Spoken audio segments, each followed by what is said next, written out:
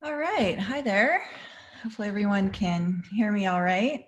Francis, give me a thumbs up if you are hearing me. All right. Fantastic. I hear you. All Can you hear right. me?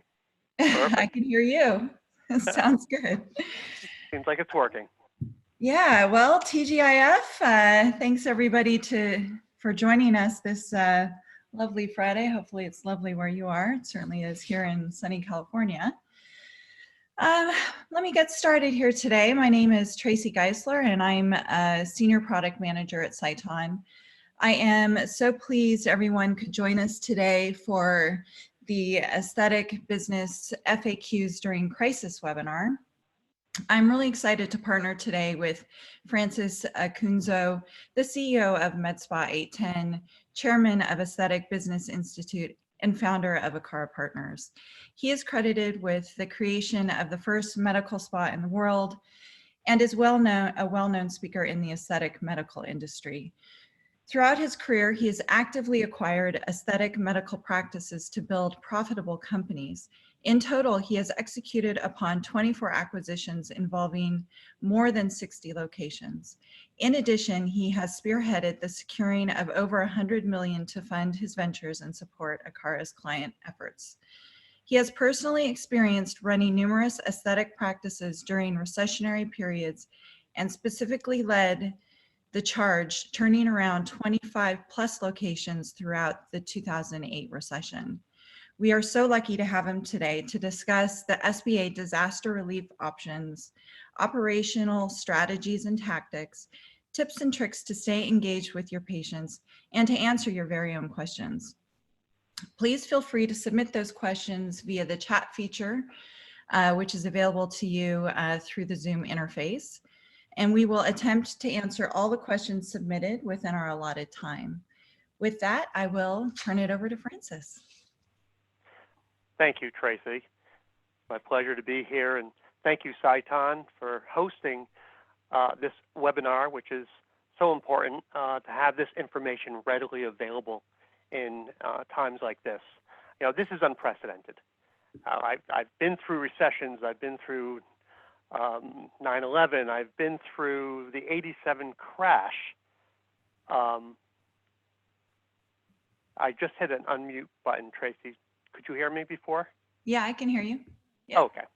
I've done business in many different environments and many different economies, but this is very unique in the fact that we have a pandemic combined with an economic crisis. We are, no matter what people tell you, we are flying a little bit by the seat of our pants on this one. We're taking our best knowledge from various situations and piecing it together to help people understand what they're about to go through and help them figure out how to get to the back end of this and relaunch their practice. We have at least 30 days, maybe longer, maybe 60, ahead of us where practice doors are shut, right? Cash flow is definitely the top priority for practices. There's no money coming in. And we don't have businesses that have big war chests to get through hard times. What comes in is pretty much operates the business and then pays ownership a certain return. Our providers and support staff are being furloughed. We're laying people off, hopefully for just a period of time. They will be coming back, but it's unnerving to all of a sudden look at your location, it's empty and no one's there because you've had to furlough everyone. Government aid is just beginning to reach small businesses, just beginning. I haven't heard from anybody who said I've got my loan yet or I have received my state level funding or any of those things, but it's about to happen. It'll probably start happening next week. So we've got a tough situation at hand. What do? We took a lot of questions. We reached out. I think everybody saw that email from Sciton and asked ahead of time, what questions do you have? And we have about 9 or 10 here that we received already. And so this format is answering your top questions. And as Tracy said, in the dialog box of this webinar, there is a question a chat and a question area. So while I'm speaking, please feel free to chat in your questions that you have, and I'll try to get to as many as possible at the end here after we go through the questions I have identified previously. You know, as we know, relief is available. It's great that the government has stepped up to the plate, and I would say has done it fairly quickly. We have the SBA disaster loans, you know, up to $2 million at 3.75% interest, with terms of 30 years if you need or want them. We've got the SBA PPP loan, which is the Payroll Protection Plan or program, which is available just now. Today is the very first day you can submit an application for that loan. And that's for payroll and rent or mortgage interest. Utilities also may be there, and that could get converted to grants. We'll talk a little bit more about that. So let's get on to the frequently asked questions that we've been seeing during this crisis, and many of these came from you, the audience that were chatted in, or excuse me, were emailed in prior to the webinar starting. First one is, what are your top recommendations for managing cash flow? Well, of course, the first thing to do, it's fairly simple. It's not always a guarantee, but contact your landlord. You know, defer 3 months of your rent. See if they would take 24 payments starting January of 2021, right? So that at least you don't have to deal with your rent. From what I'm hearing, it sounds like about 80% of the landlords are pretty willing. And I know I called my landlord back in mid-March or early March and said, hey, what can we do? I need 3 months starting April 1 off, and I'll pay you over 24 months beginning January 1, 2021. And he pretty much immediately said yes. So it could be as easy as that, or it may be a little bit of a protracted negotiation, but definitely try to do that. Of course, contact your banks that you have your bank loans with. Most of them are being very good about deferring loan payments, tacking them onto the back end of the loan, whether it be you know, a loan payment. Also, you should do this for your own personal mortgage or any loans that you have at home. That what they're taking is the payment amount and putting it at the end. Now, it does increase the amount of interest you're paying out, but really it's all about cash is king, right? We don't have any right now. So we have to stop as much of it going out as possible, and I'd rather pay a little bit more in the future than to pay anything at this point in time. Payroll, it's interesting. A lot of people have asked me, do I just reduce wages? Do I furlough them? Do I lay them off? These are all questions that people are talking about. You know, if you have no cash coming in, you have to go to a furlough situation. And I recommend furloughing, which is the difference is you continue to pay them their employee benefits.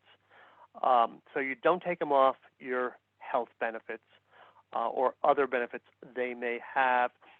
You furlough them, you give them a date that they will be coming back. That date can be moved. It can be moved earlier or later. So don't get nervous about picking the right date that they will return to work. Just pick a date 60 days out, let's say, which is fine. So you have to stop the payroll bleed, right? And right now, they're in not a bad position because they'll get their benefits. They'll get their unemployment benefits.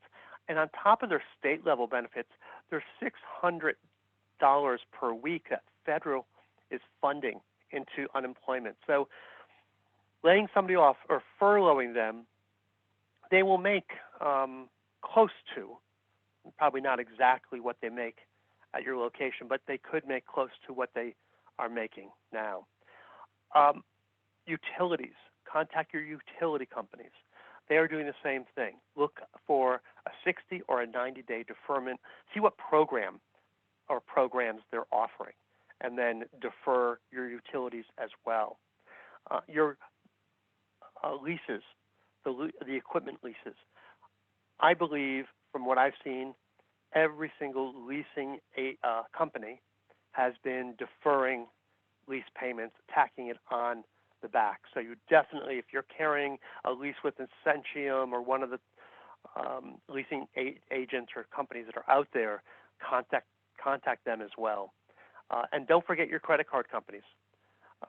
Most of them are allowing you to, instead of deferring, what they're doing is taking away the minimum payment or bringing the minimum payment down to the amount of interest only that you have on your credit card. So those are quite a few ways in which you're going to stop the bleed of cash. You have nothing coming in. You don't want to have too much going out at this point. Okay. This question came in. I think there's so much misinformation out there. This is why we're seeing questions like this. How do I decide between national disaster relief loans and other government programs? You don't have to do it all. I highly recommend to sign up, put in applications for every program that's available to you. And it differs from state to state. There's, the disaster relief program, there's the PPN loan that just became available today, the payroll protection program. Many states have bridge loans that you could be applying for. I know some cities and counties even across the country have various programs. Nothing will negate anything else. It may mitigate. So if one is giving you $100,000, that may reduce the amount of another one, but it won't negate it. So just apply for everything that is available to you. We don't know how long this is going to go for, right? So you want that money. You can always pay it down quickly if you don't need it. There's no reason not to. And don't feel guilty. I said to our banker yesterday, I said, kind of feel guilty about this, all this money coming in. He goes, don't feel guilty at all, because Fran, you're going to take that money and you're going to put it to good use, not only in your, in your practice, but you'll be able to personally take money you've taken before. You have to pay your bills. You have to put money back out in the system. This is as much a stimulus package as a package to protect small business and all businesses, right? Here's a good question. Guys, should I be selling retail right now? What are you seeing other practices doing? We see a lot of practices selling retail. This is easy. Hopefully you already have an online shopping cart set up. If not, they're fairly easy. And if not, you can promote the fact that please call us at, and we'll take your order. People are going to be running out of the product. People need retail. Don't be embarrassed by trying to sell. This is not about being embarrassed. This is about servicing, much more about servicing your client than anything else. One thing I'd recommend is type up some instructions as to how to protect yourself. There's secondary packaging on so many retail products that you want them taking the secondary packaging out. You want them wiping it down with a sanitized wipe, or just good old soapy water, but scrub it down. Do a PSA, public service announcement, by typing up instructions, staple it to the bag, so they know what to do with that retail product that they're bringing home and how to protect themselves, keep themselves safe, right? It helps them, but it makes you look like a good guy as well. How about marketing? What are you adjusting? Well, this is very important. The one thing you don't want to look like is this promotional company that is trying to take advantage of a bad situation. You want to reduce the amount of promotion you're doing. I have 3 words typically I use for this situation when it comes to marketing: support, educate, connect. So you want to be seen as a supportive unit, a supportive, good citizen, a good business citizen in your community, and do things for the community. Donate your PPE, your PPE to the local hospital, what you don't need, and things of that nature. Those are great things. So do supportive type programming. Work the social channel really hard and educate. Do Facebook Live programs or Instagram Live. If you have the opportunity or the ability to do video and post it up on your website or on your social channels. People are bored. People need things to do. How great. Listen to me for about 7 minutes. I'll tell you all about photo facials or BBLs, right? Or Halo. What's Halo? People still don't know. Don't think everybody knows Halo. So educate them. This is a great time to educate people on what it is to get a Halo procedure by a Sciton device, right? So that's something that we want to see as much of out there, the education. And then the connection. That's critical too. Make sure you're calling your top clients and checking in on them. Make sure that you send those email broadcasts, letting them know that you're available if they want. And also another way to connect is virtual consults. They've loosened the HIPAA requirements right now, and people are doing Zoom and Facebook Live or Facebook connection or FaceTime, right? I don't love it myself. There are so many inexpensive solutions to virtual consults. I mean, we're talking about $10 a month for some of the better ones. I'd recommend sticking to a HIPAA compliant type of consultation, but this is a great way to connect. You know, I have nothing to do. I'd love to find out if a Halo would be great for me, or a BBL would work for me, or a series of BBLs. And so conduct virtual consults. Don't charge. Please don't charge for consults. You shouldn't charge most of the time in your own practices, definitely not now. And use, DoxyMe is one of the softwares we've heard works really well. So that could be a good solution for you. And if you're comfortable enough doing non-HIPAA compliant type programming, that's fine. It just really is staying connected with your clients or potential clients that you may have. What should I be doing? What should my practice manager be doing right now during this shutdown? Well, you may or may not have your practice manager available to you because you may or may not be paying them. They are typically a fairly pricey individual within the practice. That person may have been furloughed for the 30 days. But if not, there's some great things the practice manager could be doing, great things that you could be doing, the owner of the practice. The Aesthetic Business Institute has really sophisticated and helpful certifications for aesthetic practice managers. That's something you could do. So education. There's all other education programs available, but that one is easy and available and very specific to aesthetic practices. Clean up shop. Look at your chart of accounts. See if you can clean up your chart of accounts. Plan for the year. Maybe sketch out a marketing program that extends through the year. Identify how you're going to relaunch your practice. One thing Akara Partners is doing is coming up with a relaunch program, a checklist for practices, and we'll be doing a webinar down the road about that once we get a little closer to opening. Start thinking about how you're going to relaunch your practice. Should I furlough my employees? I talked about this before. The one thing you don't want to do, if you don't have to, is reach into your own pocket to keep your practice open. Preserve your cash. Cash is king. This may go on for a little while. So you want to keep as much cash in the bank as possible. You want to keep your own personal savings protected as possible. So I highly recommend, if you haven't done it yet, to furlough all of your employees. Are your manufacturers replacing expired product? Great question.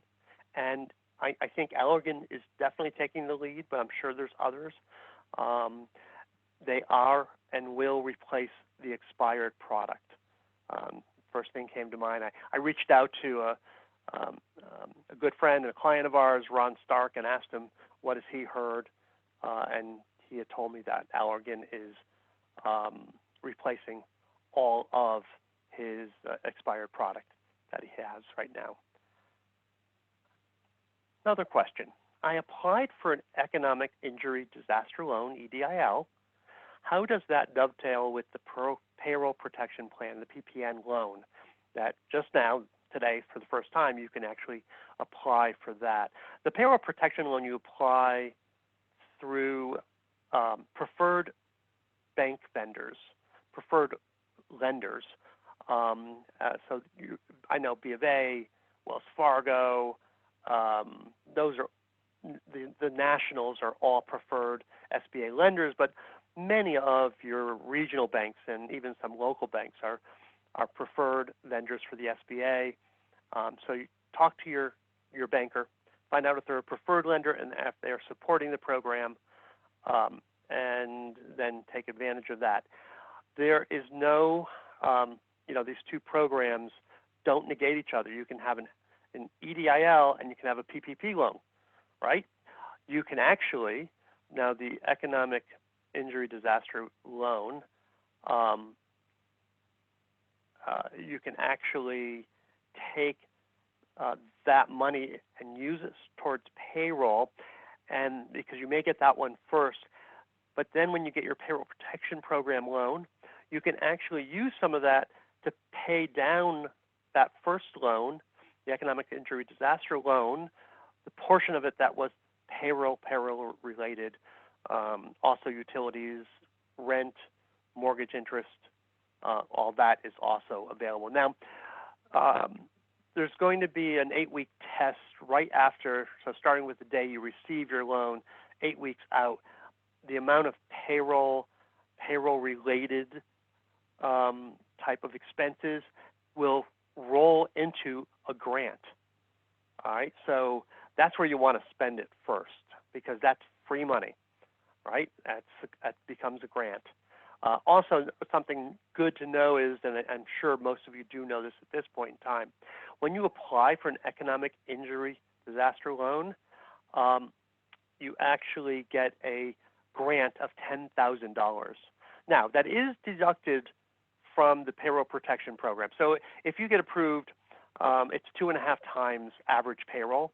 And so you get approved for $250,000, they'll deduct $10,000 from that. They'll give you $240,000. Just be aware of that.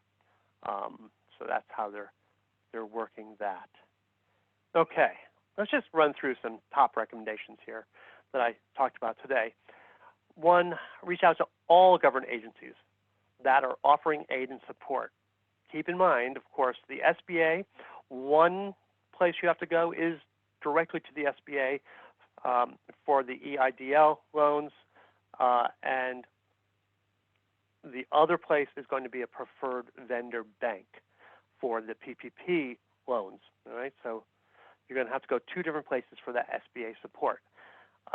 Then state economic development agencies are offering, most of them are offering money. I know in Connecticut, just for an example, they're having a $75,000 bridge loan while waiting for the PPP loan that's available. Consider furloughs. Honestly, you just have to do furloughs. It's not really for consideration. Preserve your cash. Contact your landlord, bank, credit card companies, utilities, and major vendors.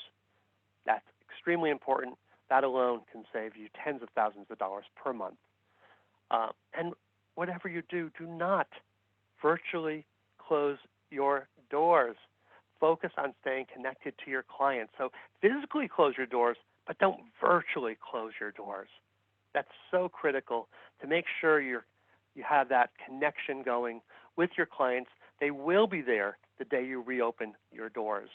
You can count on that. We've seen it every time in the past with other types of issues or disasters or economic downturns. The team at ACARA and the Aesthetic Business Institute are committed to supporting our industry through this time. So for other detailed questions and answers, reach out to Alex. He's available. His email's on the screen. And for anything to do with the Aesthetic Business Institute, whether it be discounts or resources, talk to Erica. She is available for you and will help you out there as well. Okay. Tracy, have we had a few questions during this time? Yeah, so a couple came in, and so one is a little bit long here. So, I think you've answered a lot already about the SBA loans and, when you think about the available resources, do you think that it's better because, they've got these payroll, loans that they're doing, and, some of those they might be turning into, grants that you don't have to repay.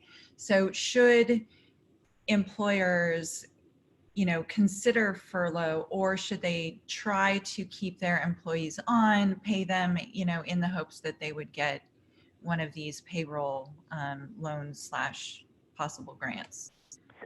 Excuse me. No, definitely consider furloughs because all you have to do is rehire your team no later than June 30th, I think it is, but by the date you receive the money. Mm-hmm. You have to rehire everybody, and you actually can rehire with a payroll reduction of up to 25% and still get the PPP money.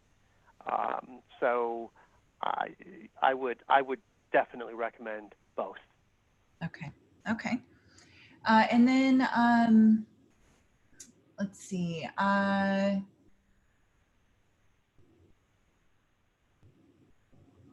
Someone is concerned about how they manage their clients' expectations of scheduling. And, they've already got a very full sort of upcoming month of May if they're allowed to reopen then. And, can you talk a little bit about how they can, manage their clients' expectations and desires to want to get in versus, many of them already have full schedules. So, what is that? Yeah, it's a tough one. One, you're not going to call anybody and cancel May at this point. We don't know what's going to happen in May. We could be calling everybody in May and rescheduling them into future dates. We don't know yet. But as far as clients calling to set future appointments, I wouldn't put the appointment on the book. I would create a wait list for what date. So it's like client name, contact information as far as phone number, email address, what date they were interested in, and what procedure they wish to schedule. I wouldn't put it on the books and keep rotating the books like that. That's going to be insanity for you to manage. So have that list of all your clients that want to book in the future, but don't put them on the books yet. We don't know. I would definitely wait another 14 to 21 days, 2 to 3 weeks before you start putting clients on the books for future appointments. Okay. Another question is coming in about, sort of how does one time their, PPP loan with the date of, the patient's sort of staff return and getting back to business? Like how would one try to do that? That money is not going to automatically appear someday in your account, right? It is like most loans. Once you're approved, there's going to be signatures needed. I know a lot of banks are trying to do a DocuSign approach to this, so you're going to have a few days knowing when you're going to receive the funds and what the effective date of the PPP loan or the note is. So you have to scramble a little bit, but it won't be too hard, and I'm sure your staff will appreciate those phone calls coming back to work. Okay. And then let's see, looking here. We've got another one that came in. Our practice would like to market prepaid treatments and surgeries, conducting virtual consults to provide quotes. And if the quote is prepaid within the month of April, patients will receive a 20% discount. Is this something that you would recommend, or is this a bad practice? No, it's not a bad practice. I'm sorry. I'm jumping the gun there, Tracy. What was the last portion? Just, is it, I think they're worried about, bad form, taking money during this time, Yeah. No, I especially with they wanted to have a consult. So I think that's very comfortable. So if the consult ends and wanting to book the appointment, and they're willing to do it far enough out. I mean, I guess I'd be comfortable saying take some appointments, just don't fill your book up in June when we don't know if, or excuse me, in May when we don't know if the shelter at home is going to be over in April. But yeah, definitely a better discount than what they would receive otherwise. Very acceptable. The other thing that I didn't mention, I meant to, is you don't want to be overly promotional. You could do some promotions, but anything that you've done in the past during this time, do again. If your clientele is comfortable with the fact that you have an event in May and you've had this event in May for the past 10 years, no reason not to have the event, but you do it virtually, right? We have a client in Tulsa that does extremely well and has a very large event every May and every June, and we're coaching them to do a virtual event this May if they are closed, and so that's comfortable. If you always do Mother's Day events, Mother's Day promotion, and have a discount on gift cards and things of that nature, certainly make that available to people this May, and promote that through your social channels and email and Google ads. Don't go dark on Google ads. I hear of a lot of people pulling their Google ads. You may want to change the message, but people are online more now than they've ever been. And it's like up 40% searching for aesthetic procedures. Don't miss out. Don't let your competitor be out in front of you with a Google ad. So be careful what you cut back. There's no reason to cut back any marketing right now, because people there's going to be a pent-up demand for aesthetic procedures that the moment everybody opens their doors, there will be a flood, especially with injectables and people that had theories of BBLs and things of that nature. If I'm on my second halo and I had to wait and I didn't want to wait, I'm going to want that the moment it's available to me, type of thing. So that's important. Yeah, and when we do finally open doors, are you, thinking that practices might want to consider doing extended hours, or, maybe if they are closed on a Sunday, maybe changing that policy for a short time? Yes, I think that's smart. If you're open 2 nights a week, Tuesdays and Thursdays till 7 or 7:30, open 5 nights a week, or at least 4 nights a week. If you're not open on Saturday, take Saturday morning appointments at least, so that you can catch people up, right? I remember the old Sharpay ads for Botox. I keep thinking about it. It's like the before picture of a woman or a man that has perfect skin and there's no lines, and then the after picture is like the Sharpay, all wrinkled and sagging. It's like, we're going to have a lot of that, and people don't want to be gray and wrinkled. And so we've got to fix it as quickly as we can between hairdressers and medical spas and aesthetic practices. Yeah. So someone is asking whether or not they should be charging for these virtual consults. What's your advice on Yeah.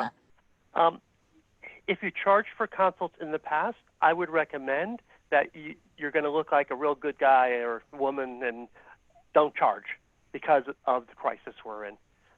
So you want to be able to connect to as many people as possible, and virtual consults are like the perfect way to connect one-on-one. So I would waive any charge if you've charged in the past. If you never charged in the past, of course, just continue that practice and do not charge. Mm-hmm.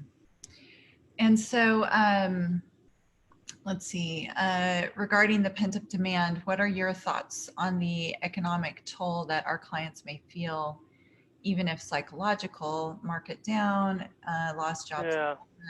Do you think I, people are willing to spend as much as they have in the past when doors reopen? you know, no one has a crystal ball, but I can tell you in the recession of '08, when the ASPS numbers came out, the study showed that non-invasive cosmetic procedures went up 1% in, I think it was the '09 numbers. So people didn't stop doing it. It was sort of the lipstick effect. You know, that theory during the Great Depression, the one thing that continued to be strong, sales strong, was lipstick. I believe that aesthetic procedures are lipstick, the present day lipstick. Mm-hmm. People are not going to stop spending the discretionary dollars they have on things like Botox and fillers and BBLs and anything that makes them look good and look younger. People are going to be in the, to some degree, there will be certain people that are going to be in the job market too. And the females and men ages 45 plus are going to be competing against individuals in their 30s. They want to look their best, look their youngest. So my prediction is we will come back strong between the pent-up demand and the fact that we are now at a point where this is not a luxury. It's more of an essential, aesthetic procedures. And we have tapped heavily into the millennial market, that 25 to 34-year-old market, very strongly. It's a large market. So we have, all of a sudden, we used to only deal with individuals that were 45 plus, right? In the past 3 to 5 years, we're seeing that 25 plus market being very strong. So it's a larger audience, which makes it more sustainable and able for us to be successful as businesses. Yeah. Yeah. So let's see. We got another question about, the timing of the loans. You've already answered that. So I won't have you repeat that, but I'll let everyone know that this webinar will be available as a recording. We will be sending it out to everyone once it's posted up online. And then, we've got somebody, really asking, how far do you think they can push their vendors when they're asking for, sort of the support? And, I think we could probably all agree that, there is no stupid question that you can ask, and the worst that you could hear is probably no. But if you don't ask, then you won't hear a yes either. So Yes, Tracy, you're so right. There's no reason you should hold back on asking. 30 days, make it 60. 30 days, make it 90. Make it 90 with a payback period of 6 months. So we'll be back at 30 and caught up within 6 months. Things like that are very comfortable to ask. The vendors need you in business. Without the consumer, in this case, the consumer being an aesthetic medical practice, they're out of business. So most or many will work with you. So I have a follow-up for, somebody already feeling like, gosh, they're working 5 days a week and is slammed, and, how am I going to fit those patients back in? I think there's a lot of, concern over, just getting these patients in that are so worried. And along with the sort of wait lists, is there any other ideas that you can think of? If you're that busy of a practice, and you have, or everyone has, a full schedule before this happened, you will have a full schedule after this happens, and thus to get those patients in may be difficult. And right now may be the time for somebody like that. I'm not sure how many out there are, but for somebody like that, stay busy interviewing candidates, run some Indeed ads, and talk to people. Even hiring somebody on as an interim position to help you catch up. A 3-month position. We'll see where everything stands at the end of 3 months. There will be, it's sad to say, but there will be people out of work in our industry. There will be practices that aren't smart enough to get through the next 30, 60, 90 days. And thus there will be people available and readily available in the marketplace to hire. So if you need to, look at that as a plan. Try to hire them by the time you get that loan in, so when they test the first 8 weeks, there may be forgiveness for that payroll as well. So. And I've got a question here about, should customers be concerned about, this is a lot of, information that the government is asking for about, their business and how they're running their business. Is there any concern about, by taking out these loans, is the government going to, be able to get more involved in their finances, their company? I think this is even if they wanted to, they're going to be so overloaded, they're not going to be able to. The amount of oversight that the PPP loan is getting is almost nothing. They are just literally putting that money into your hands. That application is minimal. You have to just guarantee a bunch of affidavits and sign away and initial away. All you have to figure out is your 941. They want your 941 tax information, and they want you to figure out what's 2.5 times your average payroll over the last 12 months, or somewhere between February 1 and January 31. So, no, I don't have any concern there. And the first loan, maybe there'll be a little bit more oversight. But again, they're giving out so many of these loans. Disaster relief loans don't get a lot of oversight because it's coming directly from the SBA, so that they don't have the larger arm of all the banks giving out SBA loans, providing that monitoring, requesting reports. So I would have little concern if I were you. Yeah.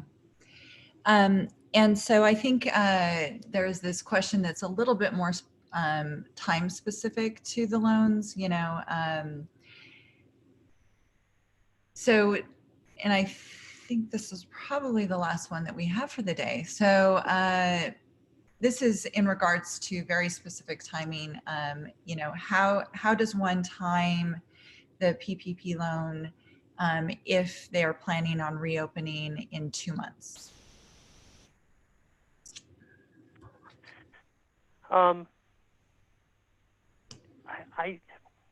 I think you should probably reopen when the government says it's safe to reopen.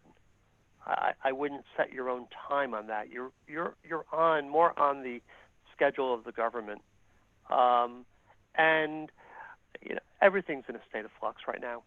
So we just have gotten more information this morning from the banks, from our attorney, from our accountant. I don't think there's going to be a lot of concern there. If you fill out the forms and get them submitted, I don't think the PPP loan is going to be available in the next day or so. But if it is, not a week or so, but if it is, you may have to bring your staff on while you're closed in order to obligate to the PPP loan. But that's okay in the sense that that money becomes a grant, so it's not money out of your pocket. I mean, yes, I agree. That's going to be like, wait a minute, but I'm not taking any money. We're still closed. We're still shelter in place. You don't get as much advantage then from that, but you're able to keep these people employed. What this loan is all about is keeping people employed, and not having it go through the unemployment system, but getting money into your hands to go into the hands of the employees. So if it works out that way, then that is going to be the situation. If you get the loan 2 weeks from now, you have to have everybody rehired 2 weeks from now. But wait a minute, we're not open for another 4 weeks. You're just going to pay people to be on the team then at that point. Yeah, and I think that there's also, many things that while they're, work from home, there are certainly things that you could have them be doing, to continue their education, to help you get more organized, perhaps to help you, get your, marketing back in place, to be reaching out to some, maybe your VIP patients. I mean, there are definitely, in my opinion, I think there are plenty of things that you can do to help keep your staff busy, even if they're not. That's so correct, Tracy. And don't forget, if you're not doing it, start doing at least weekly Zoom or whatever platform you use meetings with your team. Don't disconnect from them completely. Even if they're not on staff, I'm sure they'd be more than happy to spend a half hour or an hour together, just saying hi and how's everybody doing, and virtual cocktail hour. Yes, that's tonight at 5:30 at my house. That's right. We're having one too. Oh, that's funny. We need to stay connected. We all need to stay connected. Yes. And there's no cleanup afterwards. That's what I love about it. Well, listen, I am so grateful to have you. And, I want to thank our audience for joining us today. And, as a reminder, this recording will be available on our website, as soon as we can get it up there. And we'll obviously provide that recording to Akara as well, so they can post it on their site. I just want to, thank you so much, Francis, for sharing with us today all these insights. And, this is a changing time. So, please, all of you, stay tuned. We will be having, follow-up webinars as we learn more and, as we're all coming up with additional ideas on how to, continue to stay engaged with our patients and potential clients. So, again, he's put up his support information. So any of you that have any additional follow-up questions, please do make sure to reach out to them. And, Sciton and Akara, we thank you all for joining us today. And we look forward to more conversations. And please, everybody, stay safe and stay healthy. Thank you, Tracy. And thank you, everybody, for joining me today. All right. Take care now. Bye-bye. Bye-bye.